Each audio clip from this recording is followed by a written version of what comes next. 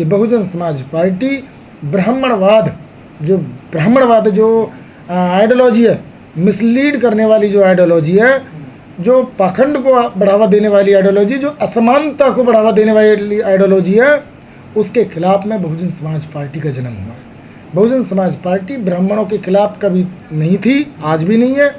ब्राह्मणवाद के खिलाफ इसका जन्म हुआ है।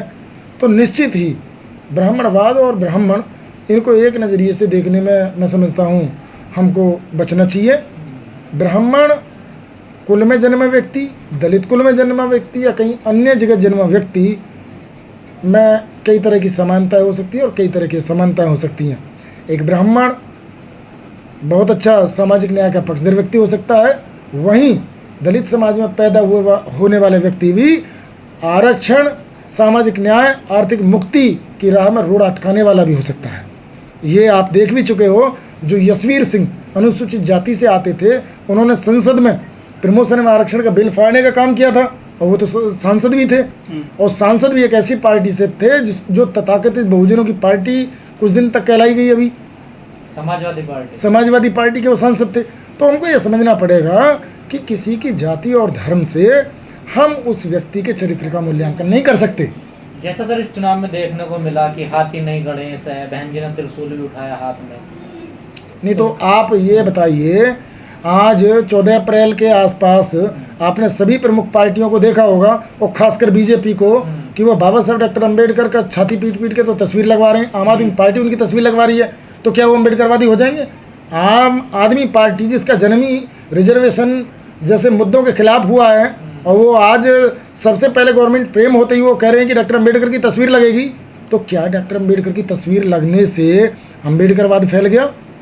तो जैसे डॉक्टर अम्बेडकर की तस्वीर लगाने से मनुवादी पार्टियों के द्वारा अम्बेडकरवाद नहीं फैल सकता, तो हम ठीक वैसे ही कह सकते हैं कि बहन मायावती जी यदि वर्ग विशेष के किसी भी सिंबल को हाथ में लेती हैं, तो उससे मनुवाद भी नहीं फैल जाता। सब ड्रामा था कहने में, उनका भी इसको आप ड्रामा नहीं कह सकते, लोकतंत्र है।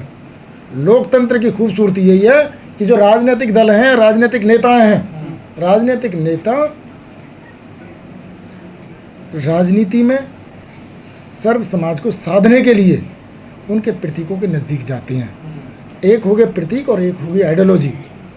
मैं समझता हूँ कि बहुजन समाज पार्टी ने अपने चारों शासनकाल में सामाजिक न्याय को बढ़ावा देने का काम किया, आर्थिक मुक्ति की दिशा में भी उन्होंने काम किया, और यहाँ तक भी जो सवर्णों में भी जो लोग हाशिए पर थे, उनकी भी मुक्ति के लिए इस पार्टी ने काम किया। तो विचारधारा में कहीं कोई खोट नहीं है, लेकिन ये कि हमारे लोग जो अनुसूचित जाति के लोग हैं, वो दोनों तरीके से एक्साइट होते हैं। जब कोई भाजपा, सपा, कांग्रेस, आम आदमी पार्टी का नेता बाबा साहब डॉक्टर अम्बेडकर की कसम खाता है, उनकी तस्वीर लेता है, तो भी फूले नहीं समाते, लट्टू हो जाते कि देखो फला आदमी ने हमारे बाबा साहब का नाम ले दिया। वो तो बाबा साहब का नाम लेकर के कितनी अच्छी स्पीच दे रहा है, बाबा साहब का फोटो उसने तो अपने पीछे लगा रखा है, और कोई भी जय भीम बोल के इनको लूट के ले जाता है। क्या ये वजह? दूसरी बात, इसके उलट यदि बहुजन समाज पार्टी में कहीं से भी दूसरे प्रतीक इनको दिखाई दे जाते हैं, तो भी ये पागल हो जाते हैं और अपने पैरों पर कुल्हाड़ी मारने का भी कई बार काम कर लेते हैं। तो जो समझ है वो अपरिपक्व समझ है। कहीं ना कहीं हमको लोगों को जागरूक करने का काम करना चाहिए, भ्रमित करने का काम करना हमारा काम नहीं है। अरविंद केजरीवाल सरकार है दिल्ली में और पंजाब में, उन्होंने बाकायदा फोटो लगाए हैं बाबा साहब के, नाटक करे हैं बाबा साहब के नाम पे, तो क्या सेटिस्फाइड है दलित वर्ग? तो आप चाहते हो कि बाबा साहब के नाम का नाटक होना चाहिए, सेटिस्फेक्शन मिल जाएगा? इस देश की कुल पॉपुलेशन का जो 25 से प्लस परसेंटेज चला जाता है अनुसूचित जाति के लोगों का, और उन पर लैंड 5% के आसपास भी नहीं है, तो कैसे इनकी मुक्ति होगी? फ़ोटो लगाने से, नाटक करने से? एजुकेशन में कहाँ स्टैंड कर रहे हैं? एजुकेशनल ऑर्गेनाइजेशन में कहाँ बैठे हुए हैं? कितने प्रिंसिपल हैं? कितने टॉप लीडर हैं? आप बताइए, सेक्रेटरी कितने हैं अनुसूचित जाति के लोगों की? उसमें जो है आपका किसी भी टॉप लेवल पर उपस्थिति कहाँ है? हम कहीं दिखाई दे रहे हैं, अनुसूचित जाति के लोग कहीं दिखाई दे रहे हैं। इसमें अरविंद केजरीवाल का रोल क्या है? दिल्ली का एडमिनिस्ट्रेशन संभालते हुए उनको अब दूसरा टर्म उनका पूरा होने जा रहा है। इतने लंबे पीरियड में उन्होंने सेक्रेटरीट में कितने लोगों को शामिल किया, इसका जवाब उनसे लूँ। राज्यसभा में जो 7-8 सदस्य गए हैं, एक में दलित नहीं है, 5 पंजाब में भेजे। तो ये तो आपने इसका उत्तर दे दिया। पहले आप जो तो सवाल कर रहे हो, दलित क्यों दे रहे हैं वोट? दूसरा जो सवाल आपने पहले जो किया उसका उत्तर यही है। पंजाब में जो ये नाटक कर रहे हैं उसका उत्तर तो दिल्ली में ये दे रहे हैं, इसका उत्तर दिल्ली में दे रहे हैं। और जहाँ तक सवाल वोटों का सवाल है, देखिए बाबा साहब डॉक्टर अम्बेडकर भारतीय संविधान लागू होने के दिन यानी कि 26 जनवरी 1950 के दिन जो बात कहते हैं वो रिमार्क की बात है, उसको हम सबको नोट करना चाहिए और लोगों को बताना भी चाहिए। वो कहते हैं कि भाई आज 1 वोट 1 मैन 1 वैल्यू का प्रिंसिपल आज लागू हो गया भारत के अंदर। राजनीतिक रूप से सभी लोग समान हो गए हैं, जिसके 18 वर्ष की आयु होगी, कोई किसी भी लिंग का हो, किसी भी जाति धर्म वर्ग समुदाय का व्यक्ति हो, वो समान रूप से ट्रीट होगा। वहीं उन्होंने ये कहा था कि आर्थिक क्षेत्र में और सामाजिक क्षेत्र में भारी विषमता है, भारी गैर बराबरी है, इसको ये लोकतंत्र के हित में नहीं है। लोकतंत्र तभी अच्छा चलेगा जब आर्थिक और सामाजिक मोर्चे पर भी समता लाई जाए। भारत बीएसपी से जो नेता जा रहे हैं, सिर्फ निकाले जा रहे हैं, अंदर किसी को लिया नहीं जा रहा है, कैसे मजबूत होगी बीएसपी? भाई आप जब बात करते हो कि भाई बीएसपी से नेता निकाले जा रहे हैं और नए नहीं लिए जा रहे, नए किन नेताओं को लिए जाना चाहिए? सवाल ये पैदा होता है कि नए किन नेताओं को लिए जाना चाहिए। भाई जब तक बहन मायावती जी को ये नहीं लगेगा कि हमें इस आदमी से काम लेना है, या उनके दूसरे नंबर के लोगों को नहीं लगा कि हमें इनसे काम लेना है, तब तक कोई कैसे पार्टी में आएगा? पार्टी में आने का रास्ता और पार्टी से जाने का रास्ता सिर्फ एक ही जगह से है। हमारी बहुजन समाज पार्टी को लेकर के, पार्टी की नीतियों को लेकर के भी कई तरह की आपत्तियाँ हैं। उनमें से एक आपत्ति ये है कि पार्टी बड़े लेवल पर जाकर के सेंट्रलाइजेशन ऑफ पावर के प्रिंसिपल का जो है फॉलोइंग कर रही है, जबकि कहीं ना कहीं थोड़ी सी ढील होनी चाहिए और पावर को जो है थोड़ा सा डिस्ट्रीब्यूशन भी किया जाना चाहिए। आकाश आनंद जो है बड़े पदों पर हैं, क्या वहीं तक सिमट गई है बीएसपी? मैं आकाश आनंद पर कोई कमेंट नहीं करूंगा। तो दूसरा कोई सवाल पूछो। यात्रा कर रही है वो तो। देखिए पार्टी में जिसको भी जिम्मेदारी मिले, आकाश आनंद हो या कोई दूसरे पदाधिकारी हो, उनकी जिम्मेदारी बनती है कि वो पार्टी को स्टैंड करने के लिए कड़ी मेहनत करें, परिश्रम करें, पार्टी की नीतियों को लोगों तक बताएं। पार्टी के विफल होने का मुख्य कारण लोगों तक पार्टी के विचारों का, पार्टी की नीतियों का ना पहुंचना है। आज माध्यम बदल गए हैं। पहले बहुजन समाज पार्टी गांव में डोर टू डोर जाकर के कैंपेन करती थी, आज कैंपेन के माध्यम ही बदल गए हैं। पहले लोग समाचार पत्र पढ़ करके अपना माइंड सेट बनाते थे, आज यूट्यूब है। आज यूट्यूब है जिसको कुछ दिन पहले तक सोशल मीडिया को बहुजन मीडिया कहा जा रहा था, आज वो बहुजन मीडिया ना हो करके वो मीडिया भी इन लोगों के हाथों से चला गया है और वो भी पेड मीडिया हो गया है। आप देखिए कि जो मीडिया ने जो नैरेटिव सेट किया, उस नैरेटिव ने बीजेपी को बम्पर वोट दिलाया। बहुजन समाज पार्टी इन नैरेटिव्स को क्रैश करने में नाकामयाब रही। सूरजपाल जी, ब्राह्मण नेता चलो निकाले जा रहे हैं, छोटे छोटे बड़े बड़े भी, किसी को लिया नहीं जा रहा है, तो दरअसल आप किसको ब्राह्मण नेता कहते हो? जो ब्राह्मण जाति से आ गया तो ब्राह्मण नेता हो गया? ब्राह्मण नेता, दलित नेता, पिछड़ा नेता, अरे नेता तो वो होता है जिसके पीछे जनता होती है। आप कोई ऐसा नाम बताइए ना कि जो किसी समुदाय से आता हो और उसकी अपने समाज में पकड़ हो, फैन फॉलोइंग हो, वो चुनाव जीत सकता हो और चुनाव 10, 20, 50 लोगों को चुनाव जितवा सकता हो। पार्टी में 10, 20, 5% की 1-2% की जो है वोटों में वृद्धि करवा सकता हो। आप तब तो कहोगे कि ये फलां समाज के व्यक्ति नेता है, फलां समाज का नेता है। कैसे आपने कह दिया? कौन प्रमाणित करता है कि फलां जो ब्राह्मण नेता है, फलां दलित नेता है? इन शब्दावलियों से हमको बचना चाहिए। उसके समाज के नेता नहीं होते? समाज के नेता होते हैं, निश्चित तौर पे नेता होते हैं, लेकिन जो व्यक्ति अपने समाजों में जिस समाज से, जिस जाति से वो संबंध रखते हैं, यदि उन्होंने उन समाजों में कोई अपना प्रभाव बनाया है, उसको मोबिलाइज कराने में वो सक्षम है अपनी पार्टी के लिए या जहाँ भी वो हैं। मायावती है ना सबसे बड़ा एग्जाम्पल। बिल्कुल है, निश्चित ही है, निश्चित है।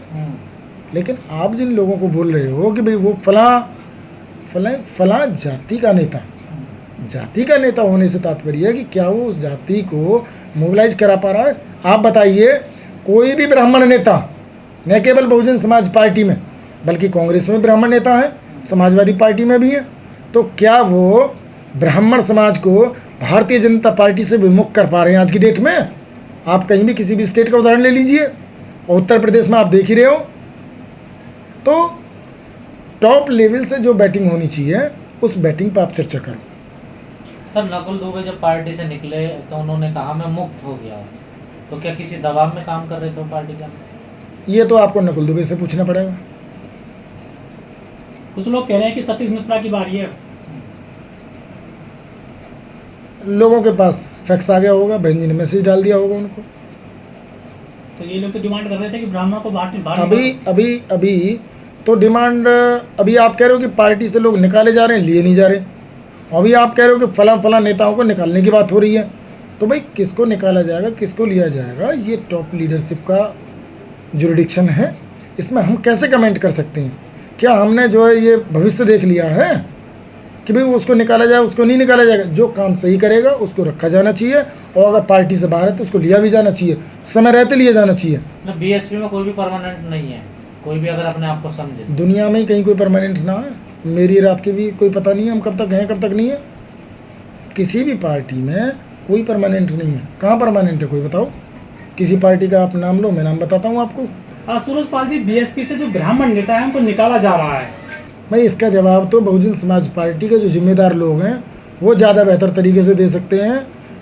हमारा मानना यह है कि पार्टी में जो पार्टी हित के लोग हों उनको बने रहना चाहिए, और जो लोग पार्टी के साथ किसी भी स्तर पर गद्दारी कर रहे हैं उनको शीघ्र अतिशीघ्र पार्टी से निकाला भी जाना चाहिए।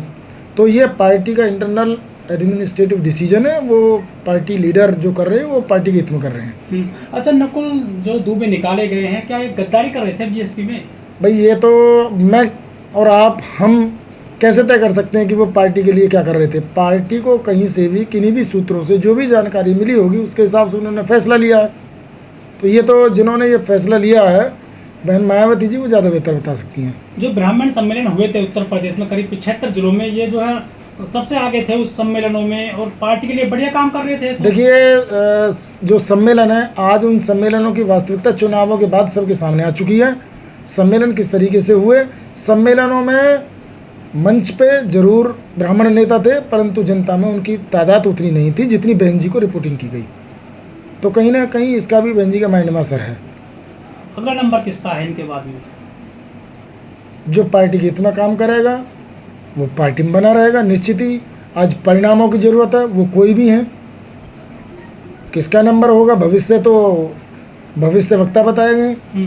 हम और आप केवल अंदाज़ा लगा सकते हैं, और जो राजनीति है वो अंदाजे और कयासों पर कई लोग आगे बढ़ते हैं, चलाते हैं और कहते हैं। जैसे कहा जाता है मिश्रा जी के राइट हैंड थे, क्या मिश्रा जी का भी नंबर है? जैसा देखिए, नंबर किसी का भी आ सकता है। कोई भी अपने आप को पार्टी से ऊपर ना समझे, वो कोई भी हैं। आप ये देख रहे हो कि जो कभी बीएसपी में बहन जी के राइट और लेफ्ट कहे जाते थे, आज वो पार्टी में नहीं है, और जहाँ भी हैं वो उनकी अपनी जो भी उन्होंने जगह बनाई वो एक अलग विषय है। तो कोई भी व्यक्ति पार्टी से ऊपर नहीं है, और हम तो ये कहेंगे कि माननीय बहन मायावती जी सही निर्णय लें।